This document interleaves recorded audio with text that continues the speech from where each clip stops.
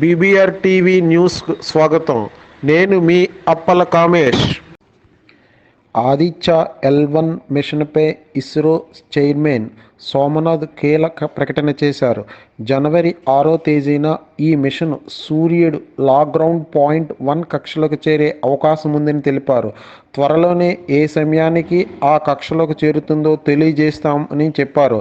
September 2న శ్రీహరికోటలోని Satish Dhawan space centre SHAR నుంచి ఆదిత్య L1 నింగిలోకి దూసుకుని వెళ్ళిన విషయం మీ అందరికీ తెలుసు. ఆంధ్రప్రదేశ్లో 5 కోట్ల జనాభా ఉన్న మన రాష్ట్రంలో 31 లక్షల మందికి భూమి పట్టాలు ఇచ్చారని పార్లమెంటు సభ్యులు బోస్ చెప్పారు. బీసీ, ఎస్సీ, ఎస్టీ, మైనార్టీలను అనేక రాజ్యాంగబద్ధ పదవుల్లో నిలిపిన ఘనత వైసీపీదే అని ఆయన చెప్పారు. అన్ని హామీలను అమలు చేసింది కేవలం ముఖ్యమంత్రి జగన్మోహన్ రెడ్డి మాత్రమే అని బోస్ వ్యాఖ్యానించడం జరిగింది. కర్ణాటక విద్యా సంస్థల్లో హిజాబ్ ధరించడంపై గత భారతీయ జనతా పార్టీ ప్రభుత్వం విధించిన నిషేధాన్ని ఎత్తివేస్తున్నట్లు కర్ణాటక ముఖ్యమంత్రి సిద్దిరామయ్య ప్రకటించారు. సిద్దిరామయ్య మాట్లాడుతూ సబ్కా సాథ్ సబ్కా వికాస్ అంతా బోగస్ అని మండిపడ్డారు. బట్టలు, వేషం, కులాల ఆధారంగా మనుషులను వేరు చేసి సమాజాన్ని విభజించాలని భారతీయ జనతా పార్టీ చూస్తుందని అతను తీవ్రంగా ఆగ్రహం వ్యక్తం చేశారు. బొల్లారంలో రాష్ట్రపతి ద్రౌపది ముర్ము ఎట్ హోమ్ కార్యక్రమంలో వివిధ పార్టీ నేతలకు ఆతిథ్యం ఇచ్చారు. గవర్నర్ తమిళిసై సౌందరరాజన్, స్పీకర్, మండలి చైర్మన్, తెలంగాణ సీఎం రేవంత్ రెడ్డి, కేటీఆర్, హరీష్ రావు తదితరులు పాల్గొన్నారు. రాష్ట్రంలో 2.6 లక్షల ఎకరాల చుక్కల భూములను నిషేధ జాబితా నుంచి తొలగించిన ప్రభుత్వం మరో 1.12 లక్షల ఎకరాలను తొలగించేందుకు సిద్ధమైంది. అసైన్డ్ భూములైన వీటిని ప్రభుత్వం తీసుకుని 20 ఏళ్లు పూర్తి కావడంతో రైతులకు యాజమాన్య హక్కులు కల్పించడంపై రెవెన్యూ శాఖకు ప్రభుత్వం ఆదేశాలు జారీ చేసింది. జనవరి 26న భారత్ గణతంత్ర దినోత్సవానికి ఫ్రాన్స్ అధ్యక్షుడు ఇమాన్యుయల్ ముక్రాన్ ముఖ్య అతిథిగా రానున్నారు.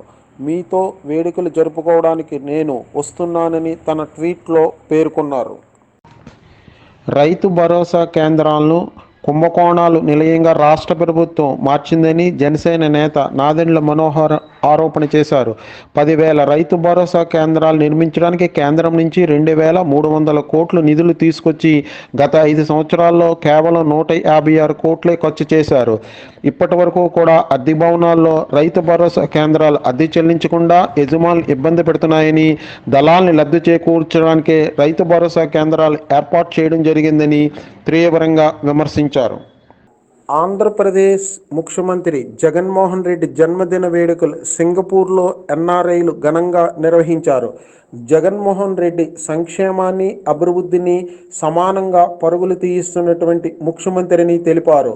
99% హామీలు నెరవేర్చి సుపరిపాలన చేస్తున్నారని, విద్య, వైద్య రంగాల్లో దేశానికే ఆదర్శ రాష్ట్రంగా ఆంధ్రప్రదేశ్ నిలిచిందని ఎన్ఆర్ఐలు పేర్కొన్నారు.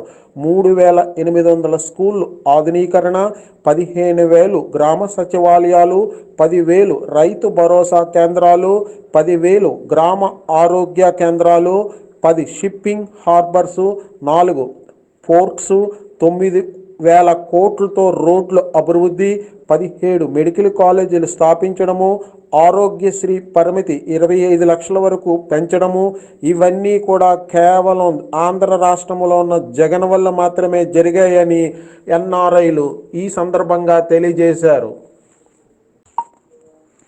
విశాఖ నగరంలో 3 కోవిడ్ కేసులు నమోదైన నేపథ్యంలో ప్రభుత్వ యంత్రాంగం అప్రమత్తమైంది. జిల్లా వ్యాప్తంగా ఆరోగ్య కేంద్రాలు, ఆసుపత్రుల్లో సైతము ర్యాపిడ్ టెస్టులు చేస్తున్నారు. జలుబు, దగ్గు, జ్వరం వంటి లక్షణాలు ఉంటే వెంటనే పరీక్ష చేయించుకోవాలని, తప్పనిసరిగా బయటకు వెళ్ళేవారు మాస్కులు ధరించాలని ఆరోగ్య శాఖ సూచనలు ఇచ్చింది. ప్రముఖ బౌద్ధ క్షేత్రము అనకాపల్లో బొజ్జన్న కొండను బెంగుళూరు మహాబోధి సొసైటీ భిక్షువులు సందర్శించడం జరిగింది. బొజ్జన్న కొండ స్తూపం వద్ద ప్రత్యేకమైనటువంటి ప్రార్థనలు నిర్వహించారు.